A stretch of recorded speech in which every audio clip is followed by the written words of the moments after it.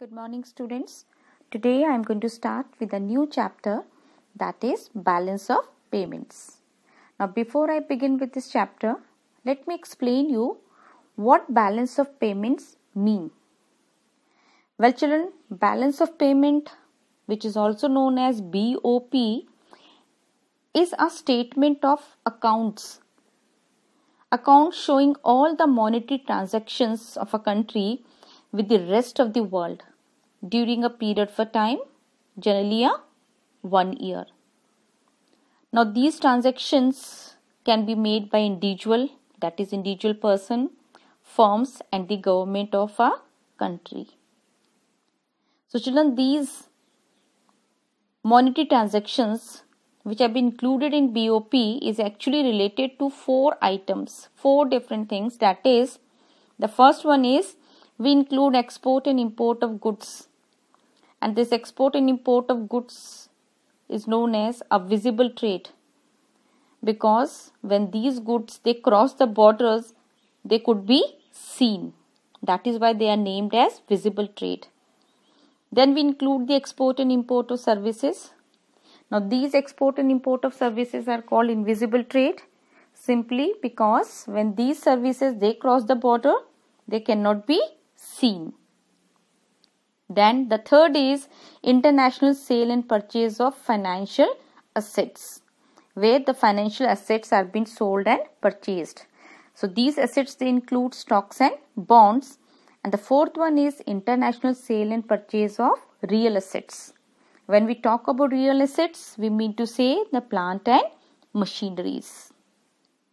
Now children, see, there is a flow of foreign exchange into a country when we export goods and services, or when the foreigners they invest in a financial or real assets. In that condition, the foreign exchange increases in our country because there is a flow towards our country.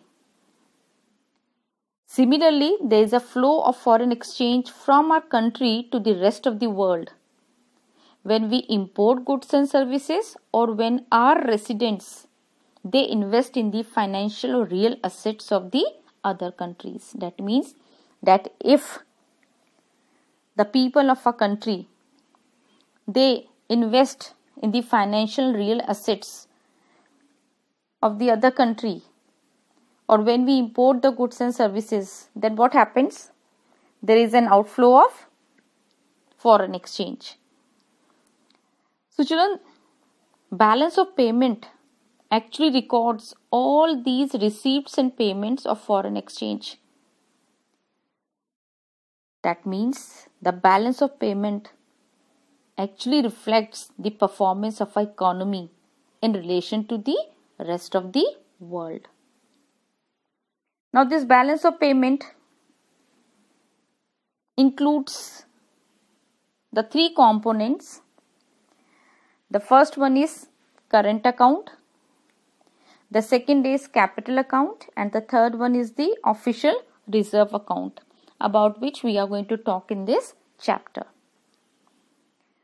So we start with the first account of balance of payment, that is the current account. Children, when we talk about current account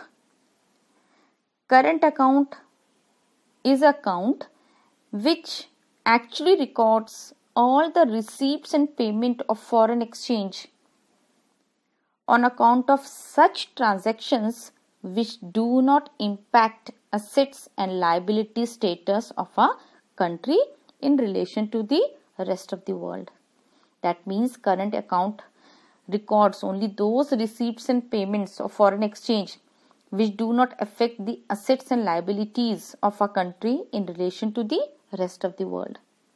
That is, the liabilities or assets of a country are neither raised nor reduced. In an easy language, you all can say current account transactions they do not give rise to future claims. The reason, because there is no reduction of liabilities and there is no addition of assets. So we do not have any future claims under current account.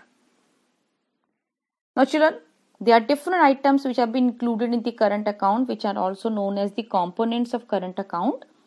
So let's see which are those items. The very first one is export and import of goods. That is the visible trade, right? Because these goods are tangible. They could be seen while they cross the borders.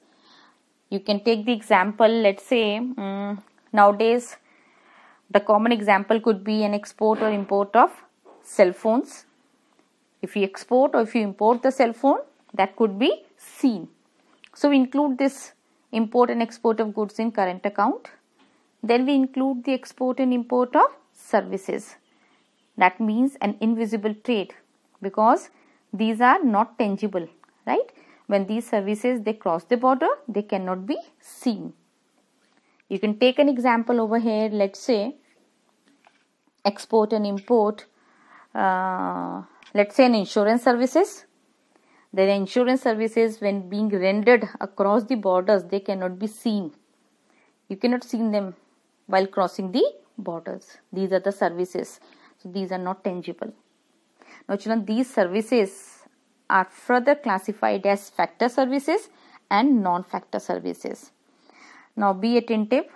When we talk about factor services are those services which are directly related to factor payments, or you can say factor income. So children, in balance of payment account, the monetary transaction is related to the factor income. Now this factor income includes the investment income and compensation of employees. Now when we talk about investment income includes, let's say, income on account of rent, interest and profit. I'm repeating, investment income includes the income on account of rent, interest and profit. So factor services actually includes the factor payments of rent, interest, profit and compensation of employees. Compensation of employees includes wages and salaries. So they are included in the current account. Now when we talk about non-factor services, so non-factor services include all such services other than the factor services. Let's say insurance, banking, these are the good example of non-factor services. So the monetary transactions which have been related to these non-factor services, they are recorded as receipts. When these services are exported, means when we export the service of insurance or banking, then we record in the receipts in the current account. The reason, because you receive the money. And when these payments, when these services are actually exported, then these are recorded as the payment. That means when these services they are being imported, then they are being recorded in the payment, because when you are importing the services, and that is how you are taking the payment. Now the last thing, or the last item which has been included in the current account is current transfers. Now children, when we talk about the current transfers are also referred to as transfer for free. These are actually unilateral transfers. When we say unilateral transfers, means a transfer which is being made by way of gift, grants or a remittance. So in balance of payment account, such current transfers are treated as an element of invisible, because as such these are the transfers for free. We are not paying anything for this, or we are not rendering any services in return of this. So it's a transfer by means of a gift or a grant or a remittance. So children, these are the different items which have been included in the current account.